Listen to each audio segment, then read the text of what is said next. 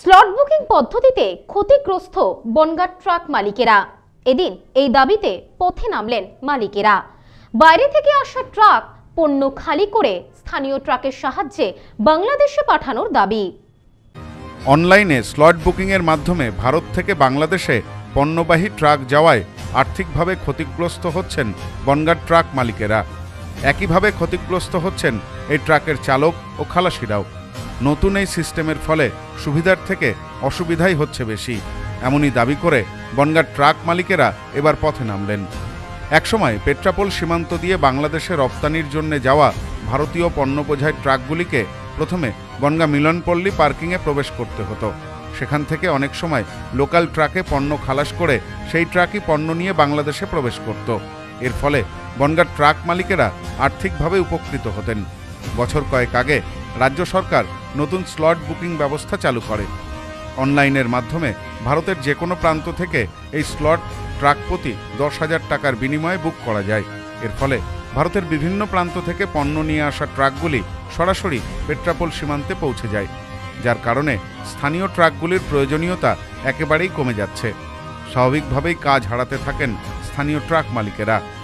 প্রথম থেকে আমাদের যে বলেছিল যে তোমাদের অনেক সুবিধা হবে, এক মাসের মধ্যে তোমরা আমাদের ডেকে মিষ্টি খাওয়াবো। আমাদের যে ডিআইজি সাহেব এসেছিলেন উনিই বলেছিলেন।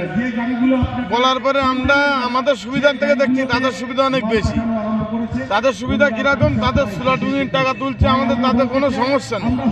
আমাদের সমস্যা, আমাদের গাড়ি চলে যাচ্ছে তাড়াতাড়ি, ঠিক আছে, কিন্তু আমাদের ন্যায্য ভাড়া পাচ্ছি না।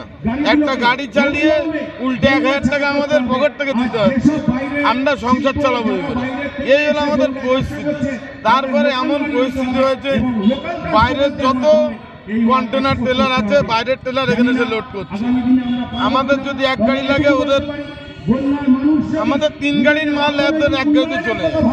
এইসব বিষয় নিয়ে ওরা বিরাট সুবিধা নিচ্ছে। এই জন্য আমরা প্রচুর লড়েছি, আমাদের বিরুদ্ধে বহু কিছু করেছে।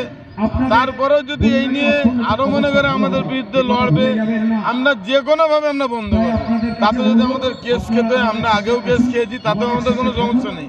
আমাদের বনগাঁ মানুষের যাতে আমরা ভালোভাবে বাঁচতে পারি, আমরা ড্রাইভার খালাসি মালিক সবাই এক জায়গা থেকে যাতে আমরা ভালোভাবে চলতে পারি, এইটাই আমাদের আবেদন। বনগাঁ পণ্য পরিবহন শিল্প বাঁচাও কমিটির পক্ষে শুক্রবার রাতে বনগাঁ বাটার মোড়ে একটি পথসভা করা হয়। সেখানে ট্রাক মালিকেরা দাবি করেন, বাইরে থেকে আসা ট্রাকগুলিকে বনগাঁয় পণ্য খালাস করে স্থানীয় ট্রাকের মাধ্যমে সেই পণ্য পেট্রাপোল সীমান্ত দিয়ে বাংলাদেশে পাঠাতে হবে। এই দাবি মানা না হলে তারা বহিরাগত ট্রাক বনগাঁ শহরে ঢুকতে বাধা দেবেন। এ ব্যাপারে তারা প্রশাসনের সহযোগিতাও কামনা করেছেন। এ বিষয়ে সংগঠনের পক্ষ থেকে দাবি করা হয়, প্রথম থেকেই সরকার মান্যতা দিয়েছিল যে 5টা গুড বনগাঁ লোকাল গাড়িগুলোকে লোডিং করতে মান্যতা দিতে হবে।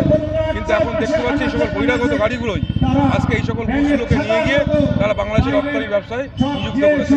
আমরা এই বহিরাগত কোম্পানির বিরুদ্ধে লড়াই এবং পাশাপাশি যেহেতু লোকালিটি একটা বলে ব্যাপার আছে, বনগাঁ পোর্টটা বনগাঁর উপর অবস্থিত, বনগাঁর মালিকদের প্রাধান্য দেওয়ার জন্য আমাদের স্লট বুকিং যেমন মেহেদিপুরে অনেকটাই কম করেছেন রাজ্য সরকার, তেমনি আমরা এখানেও চাই বনগাঁর সাবডিভিশনের মালিকদের যে সকল গাড়ি আছে তাদের স্লট বুকিংয়ের পয়সাটা একটা নির্দিষ্ট পরিমাণ কমিয়ে যে সকল গাড়ি সুবিধা বুকিংয়ের মাধ্যমে যারা কাঁচামাল বিভিন্নভাবে নিয়ে যাচ্ছে তারা মাত্র 3,000 টাকার বিনিময়ে অতিরিক্ত সুবিধা নিচ্ছে। গাড়ি আসছে পোর্টে সঙ্গে এক্সপোর্ট হয়ে যাচ্ছে, সেই সকল গাড়িগুলোকে অন্তত 30,000 টাকা স্লট বুকিং করা হোক, এইটা আমাদের দাবি। Bureau report, news no man's land, Bangaon. বধুয়া গুঁড়ো মশলা, গন্ধেও ভালো, স্বাদেও ভালো। বধুয়া গুঁড়ো মশলা সম্পর্কে আনে অটুট বন্ধন।